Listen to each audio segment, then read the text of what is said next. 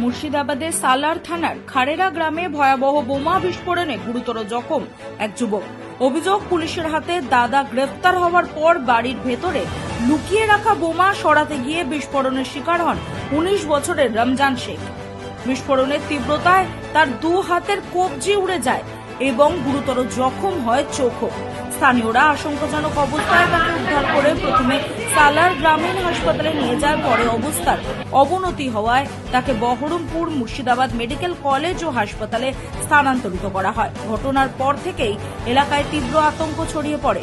খবর পেয়ে সালারপুর থানার পুলিশ ও কেন্দ্রীয় বাহিনীর বিশাল বাহিনী ঘটনাস্থলে পৌঁছে গোটা এলাকা ঘিরে তদন্ত শুরু করেছে।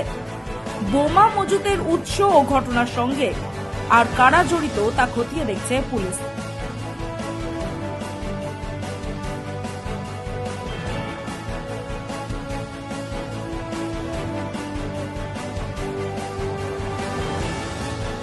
বাবু কি করে হয়েছিল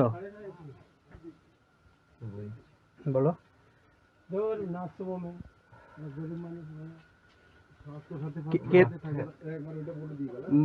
তোমার বোম বাড়ি থেকে পাওয়া গেছে, উদ্ধার করেছে ড্রামে কত আছে বোম? মানে ওইটা আমি 8টা কুড়ি পেয়েছিলাম, যে আমি ওই ড্রামে রেখেছিলাম ভরি ঘাস দিয়ে। ও মানে আমি 8টা কুড়ি পেয়েছিলাম তো, কুড়ি পেয়ে গেছে তো ওইটাই আমি ভরে রেখে দিয়েছিলাম। দিয়ে দুটো পেয়েছিলাম, দুটো পেয়ে একটা খুললাম, মশলাটাকে ভাবছি তৈরি ভিজি আছে না কি আমি দেখি আর বান্ধি অর্ধেক দার্ধেক মশলা মেনলি রেখে দিয়েছিলাম। আর এখন কি মনে হয়েছে বান্ধি গেছে, বান্ধি গেছে তখন ফেটে গেছে। কে রাখতে বলেছিল বোমগুলো? কেউ বলেনি। কেউ বলেনি? ওখানে তো দুটো ড্রাম আছে দেখছি। না একটা ওইখানে আমি এমনি পাকা মারি করতে মনে করতেছে। পুলিশ কিন্তু এসছে, ড্রামগুলো বাই করবে কিন্তু। দেখি কি করে হলো হাসলাটা? হাসলাটা মানে বান্ধি হয়ে গেছে, বোম বাঁধতে গেছে তো? হ্যাঁ আমি জানিও না কি করে বান্ধে, আমি তো পাকা মারি বান্ধে গেছে। কে বলেছিল তোমাকে বাঁধতে? এখন তোকে বল না নাকি বলবে। ঠিক আছে। কি নাম তোমার? রমজান। বাবার নাম কি? ইনসান। ভিড় হচ্ছে।